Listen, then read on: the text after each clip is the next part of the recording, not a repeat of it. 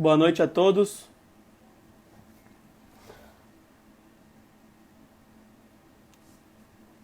Estou vendo que algumas pessoas estão entrando. Grande João Pedro, da Agrobaiana. Vamos em frente, amigo. Rafael Granjo. Grande Rafael. Valeu, amigo. Mariana Cal. Obrigada. Tudo bem, Mariana? Grande Pedro. Valeu, Lisboa. Um abraço, meu querido. Vamos em frente, Mariana.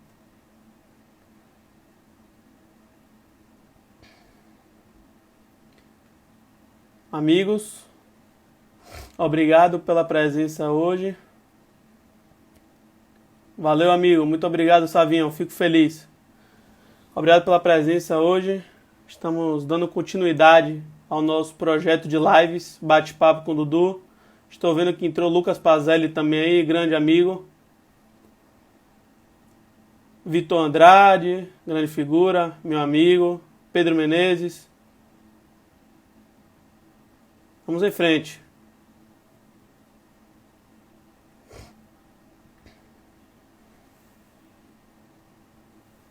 Vitor Zollinger, Júlia Vig, Bernardo Magalhães.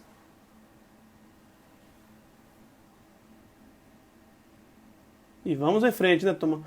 Hoje vamos conversar com um convidado que eu tenho total admiração, que é o vereador, ex-secretário de Cultura e Turismo, que tem uma passagem marcante pela Secretaria de Cultura e Turismo, já tem uma longa história na vida pública, que é Cláudio Tinoco, grande amigo, pessoa que eu tenho total admiração e respeito pela competência, seriedade, e por ele se tornar um grande quadro do Partido Democratas.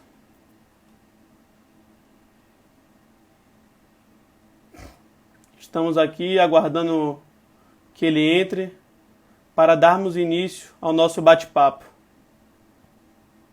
Tonison Silva, obrigado, amigo. Fico feliz pela entrada.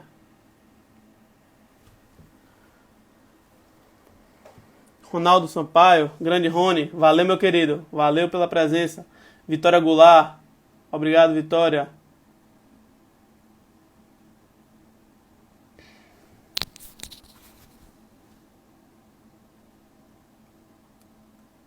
Grande Rony, valeu, meu querido. Um abraço.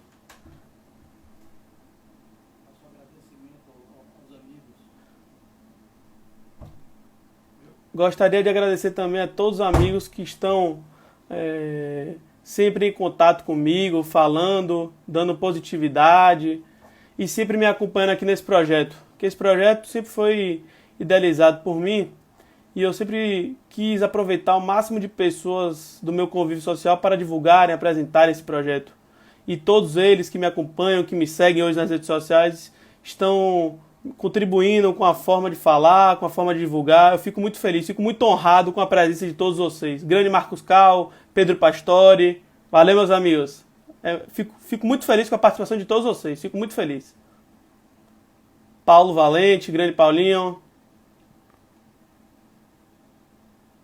E vamos em frente. Já já, o nosso ilustre convidado, vereador Cláudio Tinoco, ex-secretário de Cultura e Turismo, pessoa que tem uma grande passagem pelos órgãos que ele ocupou, pelas secretarias, um homem invejável, cara sensacional. Marcos Calmorim, fico feliz, Gabriel Torinho, e vamos em frente.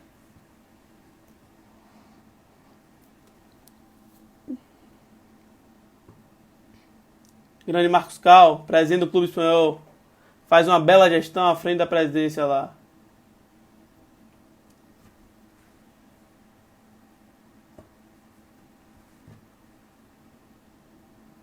Hoje vamos conversar sobre os impactos do turismo na pandemia em Salvador, né? Vamos falar focado na cidade, na capital baiana. A gente vai falar exclusivamente de Salvador, os impactos do turismo na pandemia aqui em Salvador. Acho que é um tema de grande relevância, né? Um setor que envolve diversas coisas, entre eles hotéis, bares, restaurantes e etc. Trazer um pouco do contexto. E o secretário Cláudio Tinoco, o ex-secretário Cláudio Tinoco, o vereador, com seu dinamismo, trazer toda a competência, toda a sua experiência que ele pôde levar a secretaria e contar um pouquinho, né? O Cláudio Tinoco, Luzia, é um é o nosso convidado hoje, é uma grande figura, uma pessoa que eu tenho total simpatia e apreço, entendeu? Grande figura. Tô vendo que Vitor Maciel entrou também, Mauro Paiva, grande Maurinho, grande Vitor. Fico feliz. E vamos caminhando, viu, gente? Quero que vocês possam sempre contribuir com isso aí. Eu acho que a contribuição de vocês aqui no meu projeto é de grande valia para o projeto dar segmento, né? Porque a gente precisa de gente ativa, né? Gente que se preocupe com a nossa cidade, né? Com certeza. Obrigado, João. Obrigado, secretário Ivan. Estou aguardando a solicitação aqui do ex-secretário vereador Cláudio Tinoco para entrar aqui na nossa live, nosso bate-papo. Ana Tereza, minha tia Ana, fico feliz com sua entrada. Beijo grande, minha tia Kátia, fico feliz também com sua entrada. Grande Vitor Marbach, vamos em frente, amigo.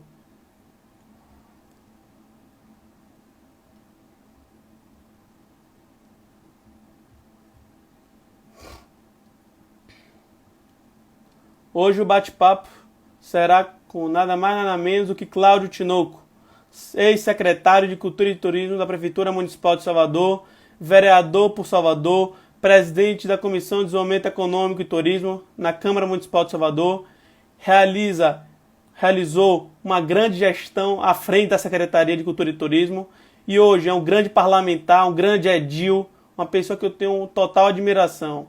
Tânia Fael, minha tia Tânia, entrou também, Guilherme Galvão, Rafael Guedes, beijo tia Kátia, Gabriel Malcucci.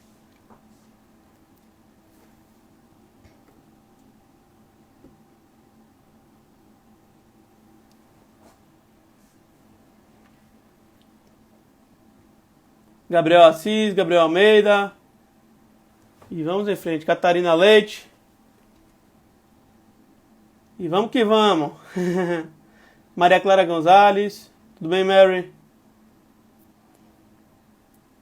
Hoje vamos conversar, para quem ainda não entrou, com o ex-secretário de Cultura e Turismo e vereador por Salvador, Cláudio Tinoco. Grande amigo, grande personalidade aqui na capital baiana. Pessoa que tem todo o meu apoio, toda a minha admiração. Obrigado, Gabriel. Grande Vitor Igdal. E vamos que vamos.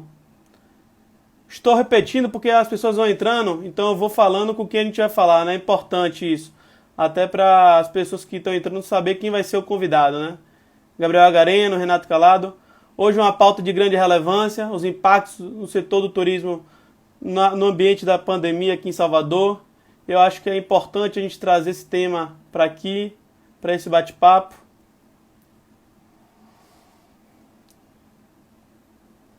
Clarissa Fael, Magalhães Neto Advocacia, grande escritório. E vamos que vamos. Hoje vamos conversar com o ex-secretário de Cultura e Turismo, Cláudio Tinoco, e vereador por Salvador, presidente da Comissão de Desenvolvimento Econômico e Turismo, grande personalidade aqui na capital baiana. Estou aguardando ele entrar aqui para darmos início ao nosso bate-papo. E vamos que vamos.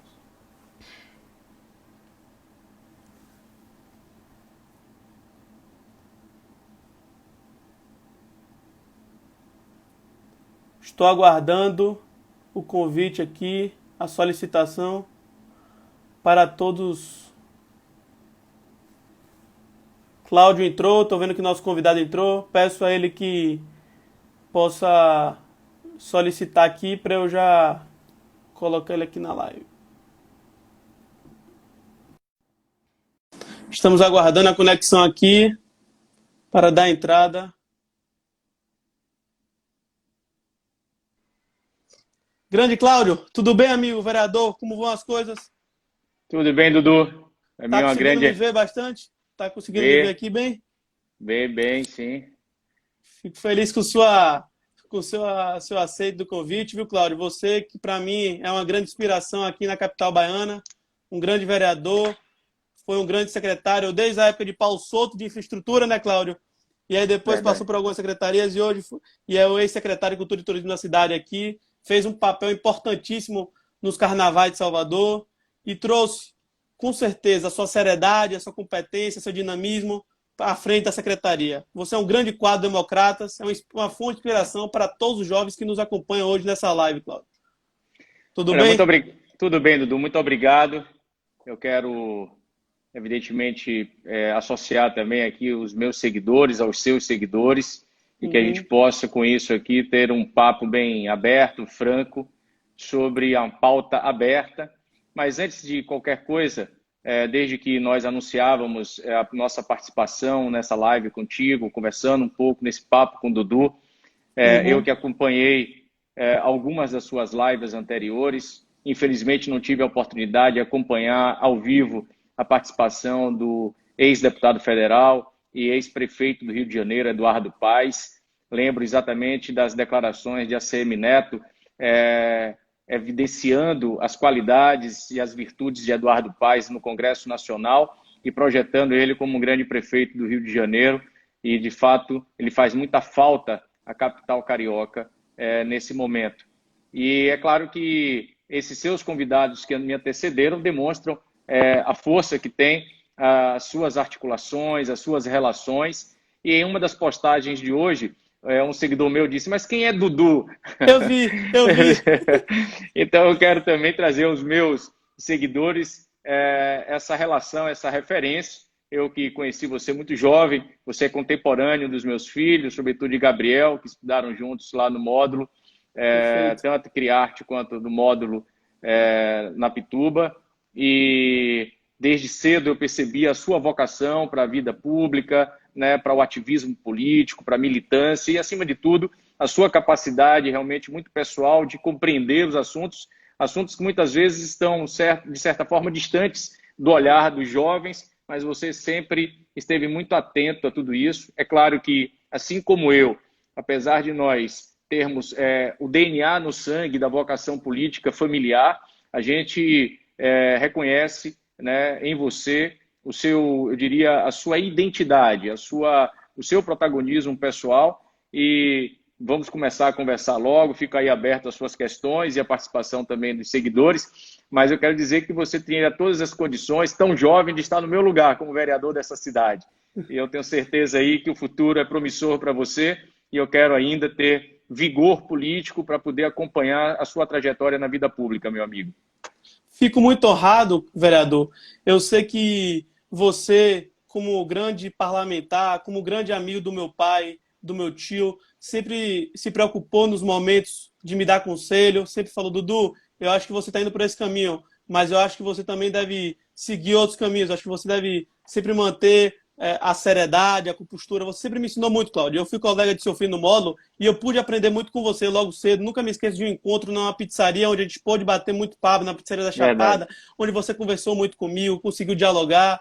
E você é um cara que, assim, é um exemplo, né? Você consegue ser aberto ao diálogo, entendeu? Você é muito transparente, isso facilita muito a comunicação entre os jovens, entendeu? Eu acho que isso é muito positivo no ambiente político. Eu acho que os grandes políticos da atualidade são aqueles políticos que mostram a transparência total, entendeu? São aqueles que se motivam pela transparência e pela seriedade. Eu acho que é basicamente isso. Mas, Cláudio, mais uma vez, é uma satisfação poder estar aqui com você conversando sobre um tema tão relevante no cenário atual, que é os impactos do turismo no ambiente da pandemia aqui em Salvador, né? Você que foi um grande secretário. E vamos aqui abrir a entrevista. Eu acho que vale a pena também, logo após a entrevista, o bate-papo, a gente abrir para algumas pequenas perguntas do público, né? Para criar um dinamismo, né? As pessoas se colocarem à disposição para perguntar e etc. Não sei se você concorda comigo, mas acho que é uma boa. Concordo, estou inteiramente aberto para isso. Perfeito. Cláudio, a primeira pergunta é uma pergunta bem padrão, né? Padrão FIFA, que eu gosto de falar. Quais as perspectivas para o futuro do turismo em Salvador no ambiente pós-pandemia? Qual é a sua visão, o seu olhar, né? Olha, eu vou nos dois extremos. Primeiro que Salvador vinha numa curva de ascendência muito, eu diria, consistente. Nos últimos 3 anos, entre 2017 e 2019, nós conseguimos reverter aquela curva de queda de fluxo turístico e, consequentemente, de baixa ocupação dos hotéis na cidade. Eu quero lembrar que houve muita expectativa com a Copa de 2014 no Brasil como um todo, e Salvador como cidade-sede.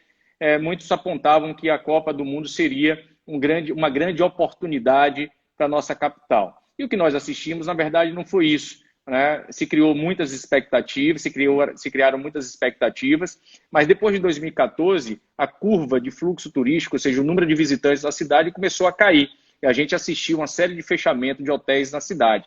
Apesar da cidade muito bem cuidada, com diversas intervenções, sobretudo na infraestrutura turística da cidade, na gestão do prefeito Assemineto, uma série de medidas como a implantação de novos equipamentos turísticos, como os espaços de arte nos fortes, a Casa do Rio Vermelho, enfim, a gente precisava ter uma estratégia de promoção para colocar Salvador de volta, eu chamo, na prateleira de venda das grandes operadoras e agentes de viagem. E foi isso que nós conseguimos. Nós revertemos essa curva, colocando Salvador de volta no fluxo crescente. Chegamos em 2019 com o recorde de visitantes na cidade durante o ano, com mais de 9 milhões e 900 mil turistas visitando Salvador durante todo o ano passado, batendo o recorde da última década. E a gente abriu o ano de 2020 com essa expectativa. Inclusive, inaugurando o Centro de Convenções, que eu tive a honra de coordenar a obra, a sua concessão, e estar ao lado do prefeito Assemineto e do vice Bruno Reis na inauguração.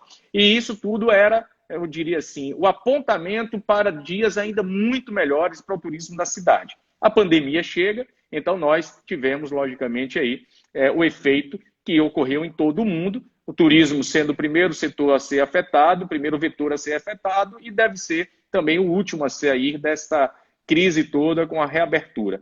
E por que isso? Porque no turismo não depende de nós termos a cidade pronta e preparada, depende muito daquilo que é o mercado, sobretudo o mercado aéreo, e a gente sabe que Salvador fica a uma distância relativa da Europa, que é um mercado importante, da própria América do Norte, né? E da Ásia, sobretudo. Então, a gente tem um mercado mais forte na América do Sul, entre Argentina e Chile, e a gente vai precisar exatamente que esses outros países se abram, né, de volta para o turismo, para que as pessoas tenham conforto e segurança em viajar. Nesse sentido, Dudu, indo para a questão já futura, a gente acredita, e é real, que essa estabilidade ela vem com a vacina, que infelizmente nós não temos domínio sobre quando ela chega. Se ainda esse ano, se só no ano que vem, e quando ela chega. E eu quero abrir um parênteses para poder chamar a atenção que isso é uma realidade de muitos países da América do Sul e da África, onde as pessoas só podem entrar com a comprovação da vacina para a febre amarela. Isso vai acontecer com a Covid-19 também, fazendo com que as pessoas possam ter um melhor controle, uma melhor segurança e conforto para voltarem a circular no mundo. Mas eu acredito que, independente desse efeito aqui em Salvador, a gente reconhece que os hotéis, alguns deles, inclusive, não vão reabrir, alguns já anunciados, como o Convento do Carmo, do Grupo Pestana, e talvez outros hotéis de menor porte, mas a gente também reconhece que Salvador estará numa posição de vantagem em relação a outros destinos turísticos, sobretudo aqui no Brasil. Nós temos um programa de desenvolvimento do turismo, que é o PRODETUR, com recursos de financiamento do Banco Interamericano de Desenvolvimento, que nós assinamos em 2017, está em pleno vapor, realizando obras importantes na cidade, entre elas alguns que são equipamentos fundamentais, como a Casa da História, o novo Arquivo Público, e também uma série de iniciativas que vão casar exatamente com esse momento da reabertura, que é o programa Quali Salvador e o Certifica Salvador, que são programas de, respectivamente, qualificação e certificação empresarial das empresas de turismo e de qualificação da mão de obra. Então, a gente já tinha, antes da pandemia, estabelecido uma cota de capacitação para profissionais, trabalhadores que não estavam no mercado formal. Nesse momento, muitos daqueles que tiveram que ser demitidos ou afastados, em virtude da crise que as empresas estão enfrentando, eles vão ser beneficiados também com esse novo programa que a Prefeitura implanta, já iniciado, e vai ter efetividade no segundo semestre. E para não alongar muito, um outro aspecto que é um programa de promoção turística da cidade, né? Nós temos a honra de ter implantado a plataforma Visite Salvador da Bahia, que ganhou o Prêmio Nacional de Turismo no final do ano passado. Então, a gente tem uma plataforma digital hoje que nos permite, com menor investimento, atingir mais gente e, consequentemente, colocar Salvador de volta nessa prateleira de venda do turismo. É nesse sentido que a gente reconhece que vai ainda precisar, não está isso pronto, e não seria momento ainda, mas está sendo trabalhado no âmbito da Prefeitura, e eu, em particular, no âmbito da Comissão de Desenvolvimento Econômico, Turismo e Relações Internacionais, que eu sou presidente na Câmara Municipal, a gente está estudando uma série de protocolos, inclusive com a perspectiva de se criar linhas de incentivo fiscal para o setor do turismo. Ainda hoje, Dudu, só para não deixar de registrar, nós, através da Secretaria de Cultura e Turismo, muito bem coordenada nesse momento pelo secretário Pablo Barroso, iniciou a segunda série de entregas de cestas básicas para guias e monitores de turismo.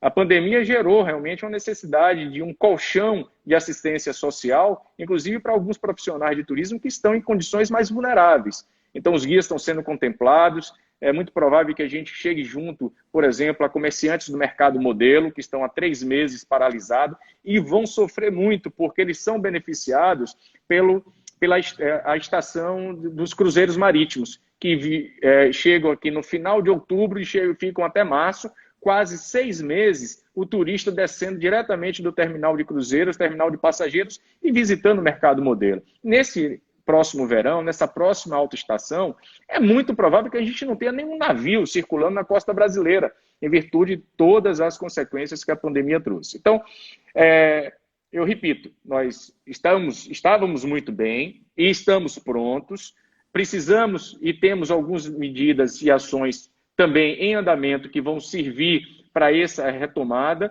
mas é preciso avançar também através do incentivo e do fomento ao turismo, sobretudo às empresas.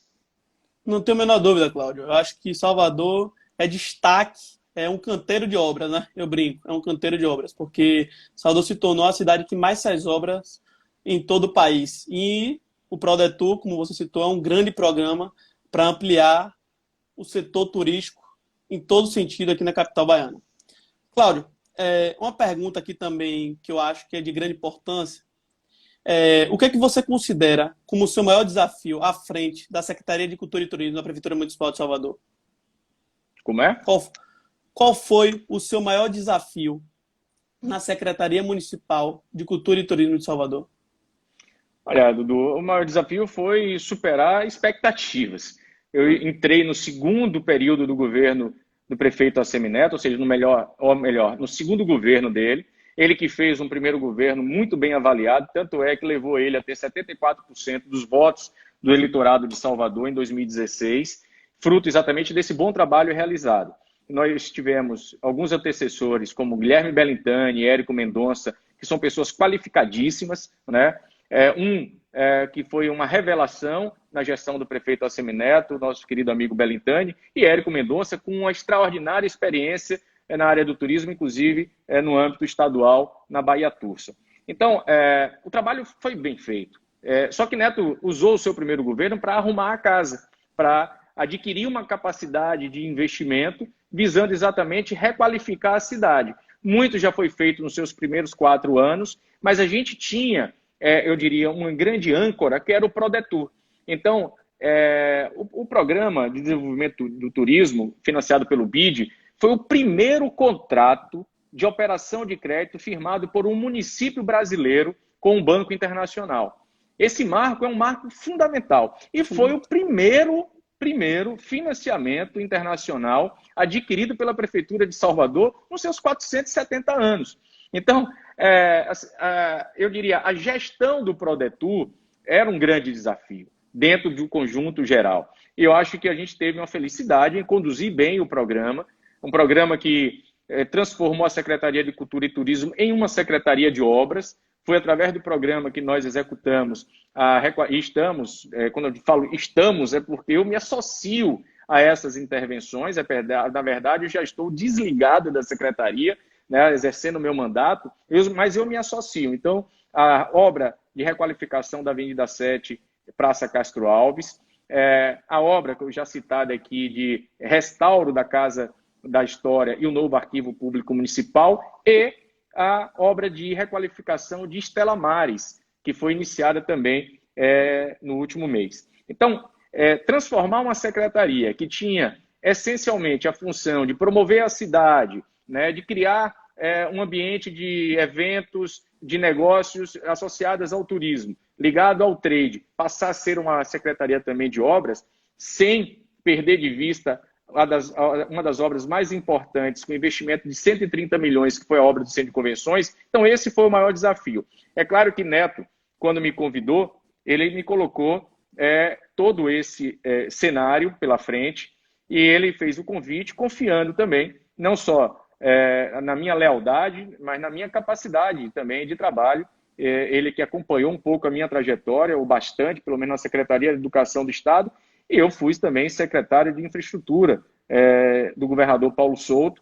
Lidei ali com engenheiros, eu que sou administrador público por formação, lidei com os engenheiros, com os especialistas, e aprendi exatamente a liderar uma equipe em prol exatamente de fazer com que as obras tivessem, sobretudo, uma boa condução, né? E eu acho que eu fui feliz com esse desafio enfrentado, mas também entregue na nossa gestão. Maravilha, Cláudio. Você sempre explicando muito bem o contexto todo da secretaria. Cláudio, vou trazer uma pergunta agora que é um pouco política, né? Sua opinião, não é bem sua opinião, eu vou trazer um pouco para o lado da sua campanha. Você já foi vereador 2 vezes, certo? Esse ano você é pré-candidato. Estamos juntos com o Bruno, você sabe disso. Estamos caminhando nesse sentido aí.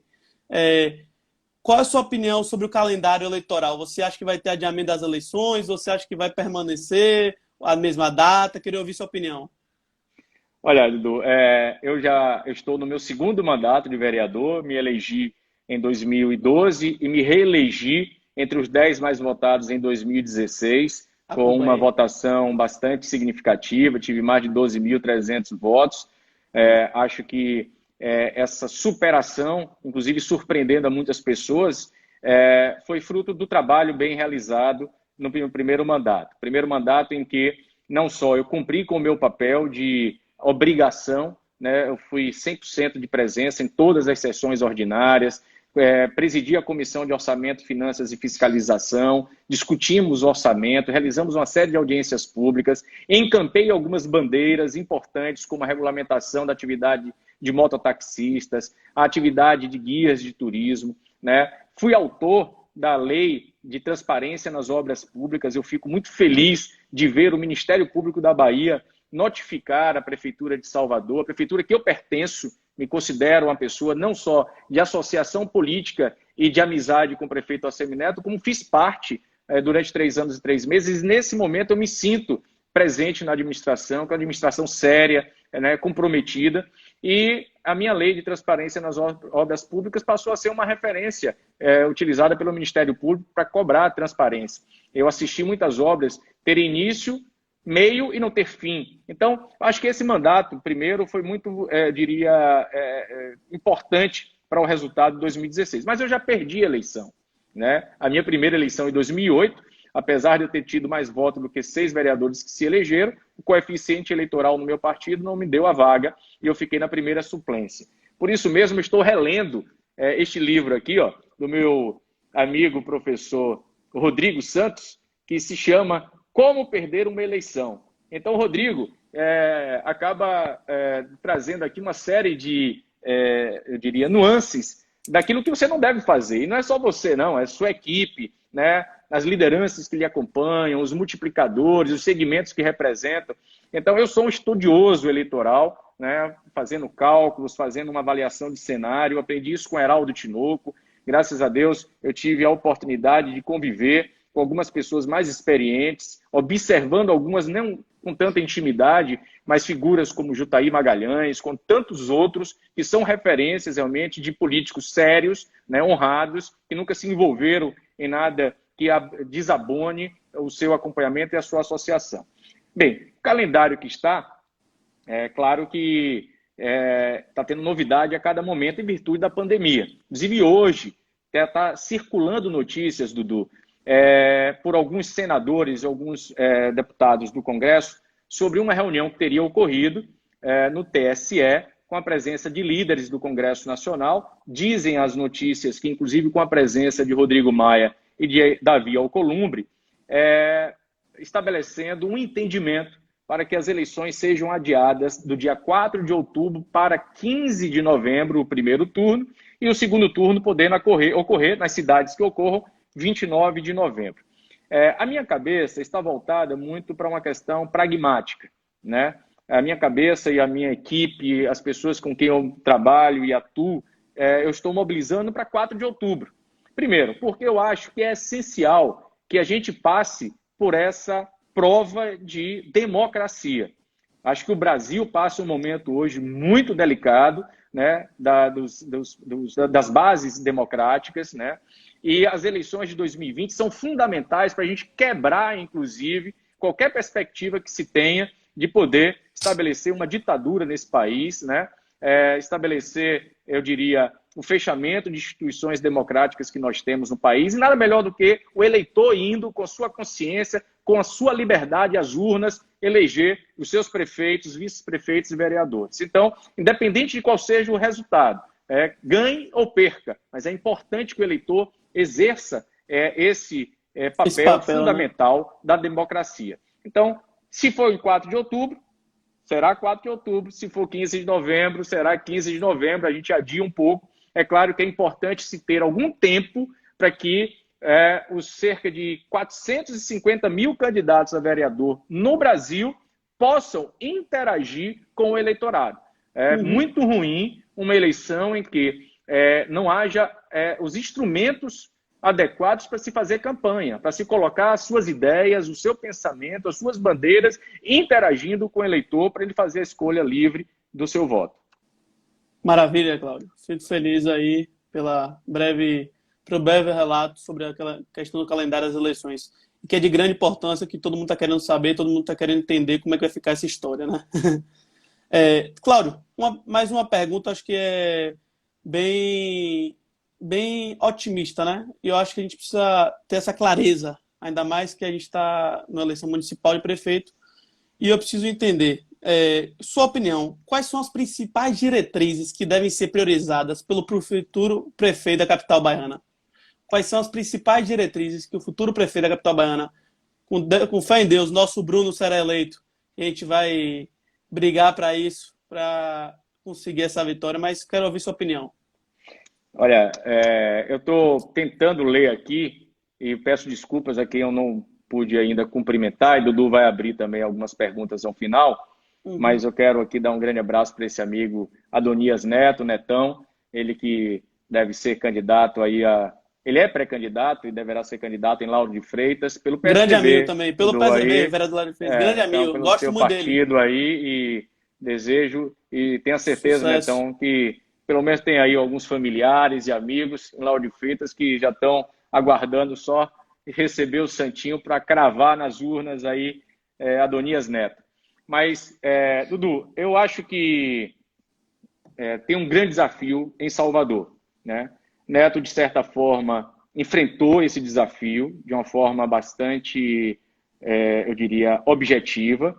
Por outro lado, penso eu que ainda ela depende muito de uma conjuntura que não extrapola as medidas locais, né? Que é a questão da economia, né? Salvador é uma cidade que a gente reconhece com grandes diferenças sociais e econômicas. A gente pode traduzir isso colocando realmente Salvador num patamar de uma cidade pobre, né? Apesar de um avanço grande que nós tivemos nos últimos anos, sobretudo com a melhoria da autoestima das pessoas e, consequentemente, a melhoria do ambiente econômico e de convivência na cidade. Quando a gente tem uma cidade, né, que leva o líder e a sua gestão para esse ambiente, esse patamar de ambiente, isso é contaminador. A gente está aqui falando da contaminação no bom sentido, né? Por outro lado, a gente tem ainda um nível de desemprego muito grande. Apesar de ter vindo algumas quedas, eu conversava muito com o Sérgio Guanabara, acompanhava todos esses indicadores nas reuniões de planejamento estratégico coordenadas pelo prefeito, a gente reconhece que ainda precisa avançar muito. E Salvador não tem muitas opções, porque Salvador não tem outra indústria que não seja turismo, né, entretenimento, serviços. Então, para mim, de forma muito objetiva, o grande desafio do novo prefeito, que já que ele vai pegar uma cidade arrumada, né, uma cidade que está hoje bem cuidada, bem mantida, iluminada, as praças reformadas, né, equipamentos, só de UPAs saíram de uma para quase 10 UPAs, ainda nesse momento se inaugura unidades básicas de saúde. Enfim, é uma cidade que avançou muito na oferta da educação infantil, que era um grande desafio, por exemplo. Uma cidade que construiu nos últimos anos o primeiro hospital municipal na história de Salvador. Então, essa cidade está de fato arrumada. Quando nós enfrentamos uma crise como essa e vemos que a cidade de Salvador, a prefeitura municipal, está alocando recursos próprios para poder implantar hospitais de campanha, implantar novas ações sociais, fruto exatamente de uma poupança corrente que a prefeitura adquiriu pelos superávit nos exercícios orçamentários financeiros anteriores. Então, essa é a prefeitura que o próximo prefeito ou prefeita vai pegar. Então, o grande desafio que eu considero para esse prefeito, eu acho que, como você tem citado o nome de Bruno, eu tenho tido cuidado, porque sou pré-candidato, Bruno também é pré-candidato, até mesmo para a gente não estar sendo depois acusado de estar fazendo propaganda política antecipada, mas é claro que a gente está no jogo correto nesse momento de pré-candidatura. Bruno é sim o nosso pré-candidato, ele se preparou para isso, está com as condições para isso, e eu posso lhe dizer, dizendo para os seus seguidores também, Dudu, está sendo trabalhado todo um plano de governo, né, muito bem estruturado, para que a gente possa, de fato, ver e acompanhar essa gestão de Bruno, se realmente o eleitorado de Salvador o deflagrar nas urnas, consagrar ele nas urnas como futuro prefeito de Salvador, que vai ser totalmente voltado para o fortalecimento e desenvolvimento econômico de Salvador e a geração de emprego nessa cidade. Eu, que sou vereador, que ando em todos os bairros da cidade, circulo nas ruas de Salvador, o que eu mais recebo é currículo. Né? Às vezes eu desço do carro para visitar uma obra, para verificar um problema num bairro, sobretudo os bairros mais populares, eu sempre encontro uma pessoa, uma mãe, um pai, né, ou diretamente ali um homem e a mulher, com um envelopezinho com um currículo na mão, porque eles enxergam no político, no vereador, no prefeito, a perspectiva de ter uma oportunidade de trabalho.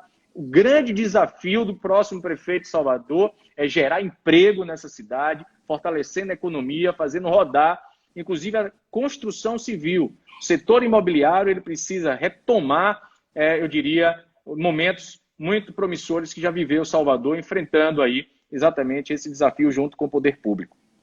Muito bem colocado, Cláudio. Muito bem colocado, vereador. Eu acho que o grande sentimento da população é a geração de emprego e renda. E o nosso pré-candidato, como você bem colocou, Bruno, uma grande figura, uma pessoa que está lutando para isso, está conseguindo, fez uma bela gestão à frente da Secretaria de Promoção Social e Combate à Pobreza, você bem sabe disso. Depois, logo, na Secretaria de Infraestrutura e Obras. E tem colocado o seu nome à disposição, entendeu? É um cara que é articulador, é um cara sábio, sabe lidar bem com as pessoas, conversa bem com as pessoas. Sempre quando eu estou com ele, procuro ouvir seus ensinamentos. E a mesma coisa com você. Vamos em frente, meu amigo. Cláudio, uma pergunta também que é muito importante também, e eu acho que fala um pouquinho do papel da Câmara Municipal de Salvador. Qual o papel da Câmara Municipal de Salvador no tocante à aprovação de medidas para incentivar as retomadas econômicas no setor turístico da nossa cidade? Isso é muito interessante, Dudu, porque o que mais nós vivemos, sobretudo no último mês, né? Nós fechamos dia 13 agora, 3 meses das medidas restritivas em Salvador, fruto da pandemia. O primeiro mês foi aquele impacto que todo mundo tomou, né? Sejam as famílias, né? As pessoas se isolando, se retraindo, e as empresas também, né? As pessoas buscando alternativas para afastar os empregados, para fechar os seus estabelecimentos e ter ali uma perspectiva realmente de sobrevivência. O segundo mês ali vem de questionamentos e esse momento agora é de muita, mas de muita inquietação. A gente reconhece que as pessoas estão, e quando eu digo as pessoas, eu não estou generalizando, eu estou colocando aqui uma característica daquilo que é real. E não é o caso de Salvador, é no Brasil e é no mundo. Eu assisti imagens de Nova York essa semana na televisão, em programas jornalísticos, né? Na Europa. Eu estou falando mais de Nova York que nos Estados Unidos, porque é o grande epicentro de toda a pandemia. Vi também o comércio popular em São Paulo e vi também, essa semana ainda, decisões retroagindo ou retrocedendo a reabertura que ocorreu em Porto Alegre e Curitiba. 2 capitais da região sul que têm um nível um índice de desenvolvimento humano muito maior do que Salvador, uma capital nordestina, um nível de instrução educacional muito superior ao nosso, Mas mesmo assim, a população não está, eu diria nesse momento, contribuindo para que a gente não tenha uma onda ou uma segunda, não tenha nem ainda saído da primeira onda e já emendar uma segunda onda de contaminação. Então, eu considero que a Câmara tem um papel fundamental, mas ela tem que ser um papel realista. A Câmara não é executivo. Não está sob o nosso domínio, a nossa competência, agir do ponto de vista executivo. A gente tem feito um trabalho sobre a liderança do presidente Geraldo Júnior, que eu considero exemplar. Primeiro, sendo céleres na análise e na votação e aprovação das medidas do Poder Executivo. Eu cito aqui o programa Salvador por Todos, que concedeu um benefício social na primeira cidade do Brasil que concedeu um benefício social para trabalhadores em situação mais vulnerável, entre eles motoristas de táxis, mototaxistas, meus amigos mototaxistas, baianas de acarajé, ambulantes, etc. Da mesma forma, Salvador aprovou, e a Câmara, melhor dizendo, aprovou um outro benefício para aquelas pessoas que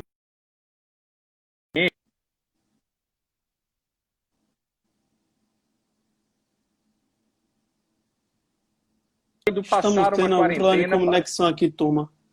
Vamos ver aqui. Ok, voltou? Acho que o meu voltou aqui. Cláudio, você está me ouvindo bem? Estou te ouvindo bem. Pronto. Estou te ouvindo bem. Então, retomando aqui, um segundo benefício que foi os de R$250 para as pessoas testadas positivas, que podem passar a quarentena em abrigos, entre tantos outros projetos. Mas a gente tem discutido muito também. Foram criadas algumas comissões especiais de acompanhamento do impacto da pandemia em setores como o turismo, né? E eu, particularmente, sou autor de algumas iniciativas, como foi a defesa do setor de padarias e panificadoras, né? Que é um setor que eu represento desde 2008.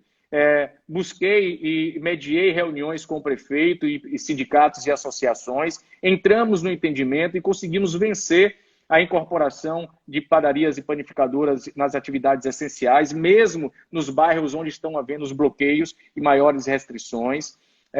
Apresentei um projeto de indicação visando suspender a cobrança judicial, a inscrição e registros no CADIM, que é o sistema de negativação do município, como o protesto de títulos por dívidas contraídas a partir de março. É claro que esse projeto de indicação ainda não foi avaliado na Câmara, a gente tem discutido com os colegas, a Câmara tem um papel que é de, eu diria, convergir os diversos interesses da sociedade, somos 43 vereadores, cada um com uma visão, cada um com uma defesa, mas eu posso lhe assegurar, Dudu, e a todos os seus seguidores, que o papel que a Câmara exerce hoje tem sido exemplar. A gente tem discutido, realizado audiências públicas. Hoje, e aí eu abro um parênteses, que eu mantive com você a live, mas hoje eu já passei por uma cirurgia, né? Eu fui internado pela manhã no Hospital Aliança e quero aqui agradecer a toda a diretoria, ao meu médico, doutor Manuel Juncal, urologista, que esteve lá no centro cirúrgico fazendo mais esse procedimento de retirada de um catéter que eu tinha no rim, fruto de problemas que eu tenho renais, nada grave, mas com o cuidado, e o hospital foi muito feliz, fizemos o teste de Covid, entramos no centro cirúrgico, tive alta à tarde e já estou aqui conversando com firme você e com seus seguidores, firme e forte, amanhã na rua, né? Na luta. Vida normal, na luta, irmão. Então, eu acho que a Câmara tem esse papel, da gente estar junto. Amanhã eu vou passar na Santa Cruz, eu vou no Engenho Velho da Federação, porque o prefeito anunciou hoje, esses 2 bairros vão sofrer, a partir do dia 18, sofrer lockdown, no bom sentido, é o bloqueio, não chega a ser um lockdown, mas é o fechamento do comércio não essencial, a retirada dos ambulantes, e para esses ambulantes cadastrados terá uma cesta básica, a distribuição de máscaras, a desinfecção, a testagem da população. Veja, Dudu, que no primeiro dia em Plataforma, que foi um dos primeiros bairros a sofrer o bloqueio, no primeiro dia, 24% das pessoas testadas deram positivo. Ou seja, as pessoas estão convivendo sem saber, algumas já pegaram, contraíram, já saíram, vamos dizer assim, do estágio de quarentena e já estão até mesmo com os anticorpos. Então, acho que a Prefeitura tem trabalhado muito, mas a Câmara tem um papel fundamental nesse acompanhamento, nessa proposição e na fiscalização dessas ações. Com certeza. Eu acho que a harmonia entre os poderes é de grande importância para o cenário político em Salvador. Você concorda comigo?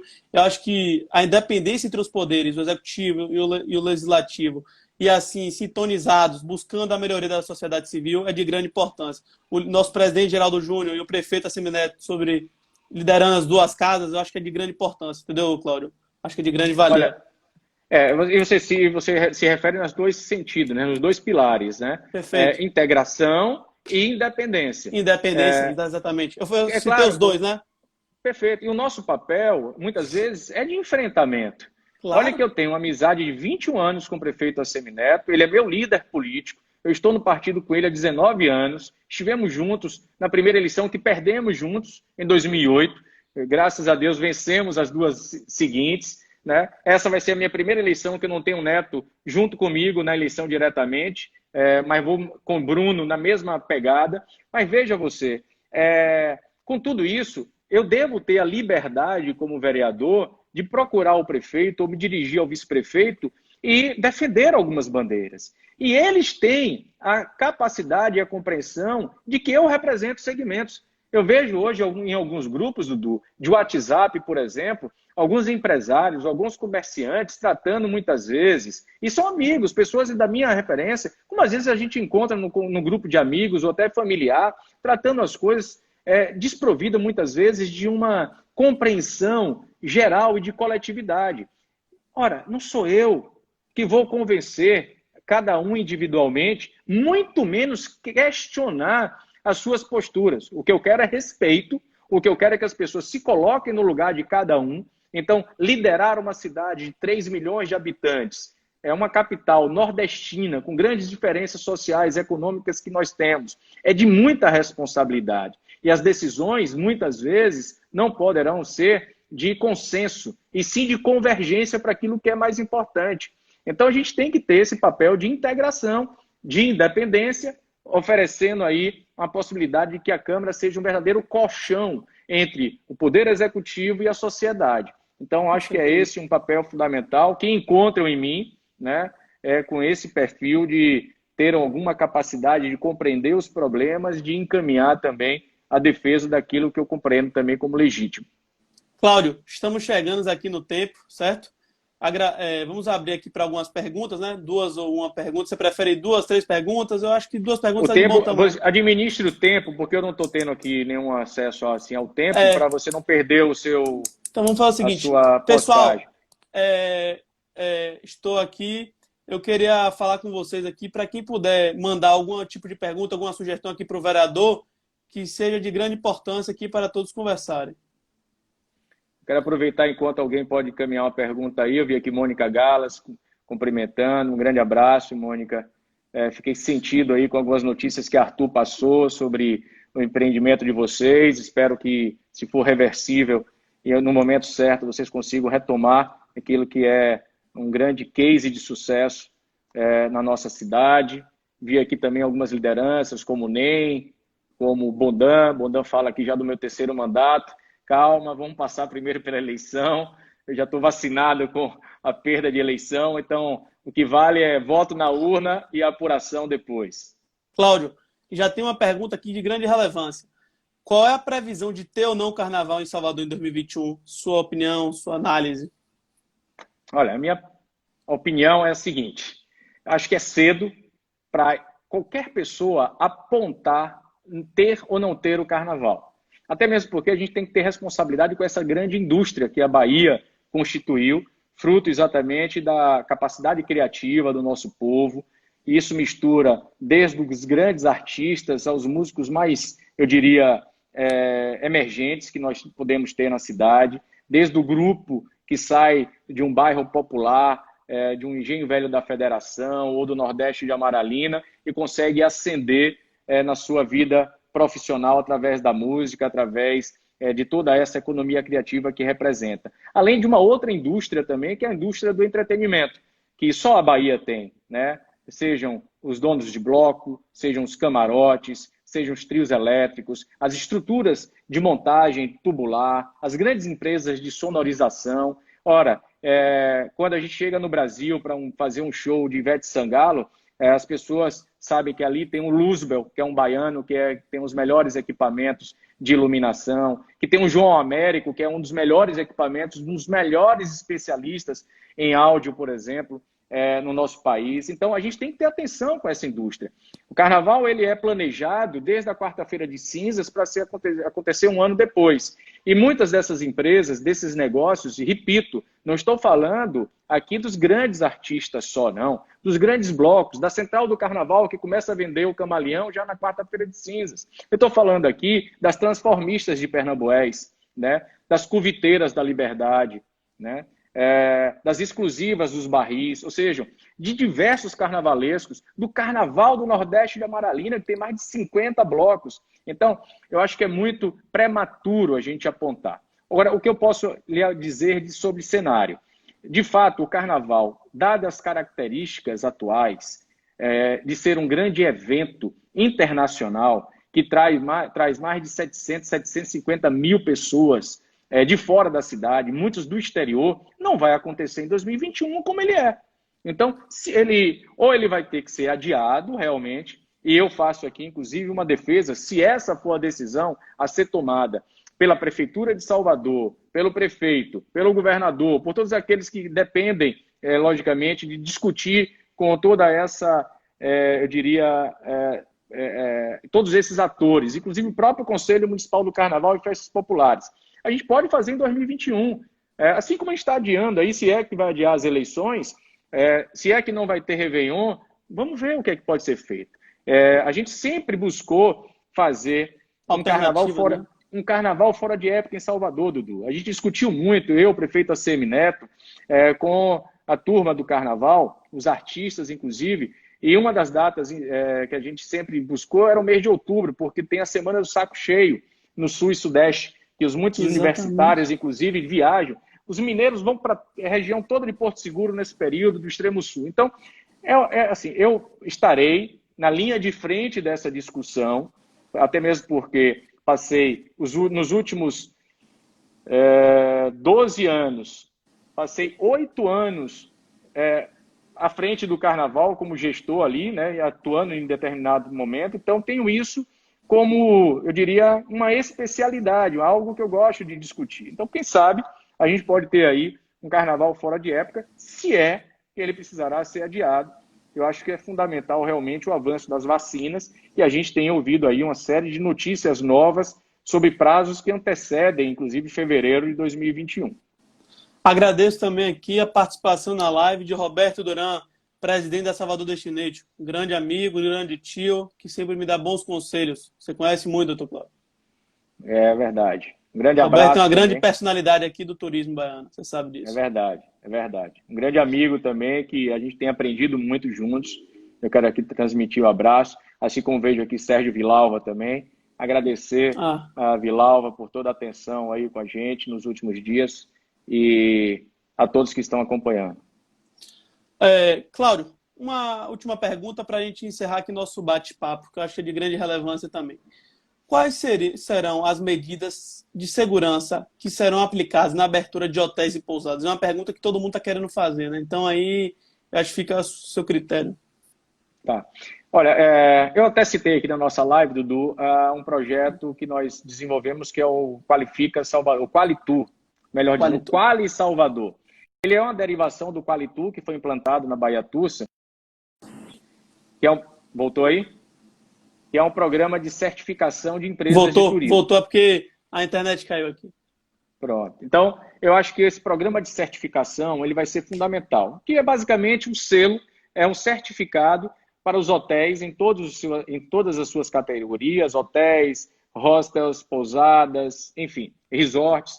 Então, a gente tem aqui a possibilidade de, eu diria, atestar que aquele empreendimento, que aquele estabelecimento, ele atende a todos os requisitos de vigilância sanitária, de segurança sanitária e dá, com isso, uma sinalização para o cliente no sentido de garantias e conforto.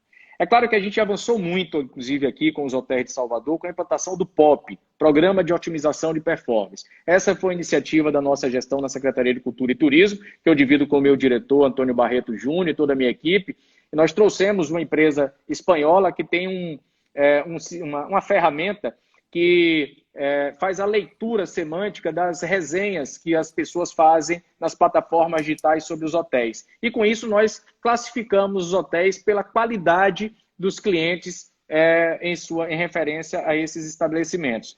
Nós entregamos 2 prêmios já, e eu acho que é nessa linha de certificação e qualificação da mão de obra, que é fazer com que a camareira, ou melhor, desde a recepção do hotel até a camareira, possa estar capacitada sobre todos os protocolos e você fazer com que a certificação seja uma garantia de cumprimento desses protocolos.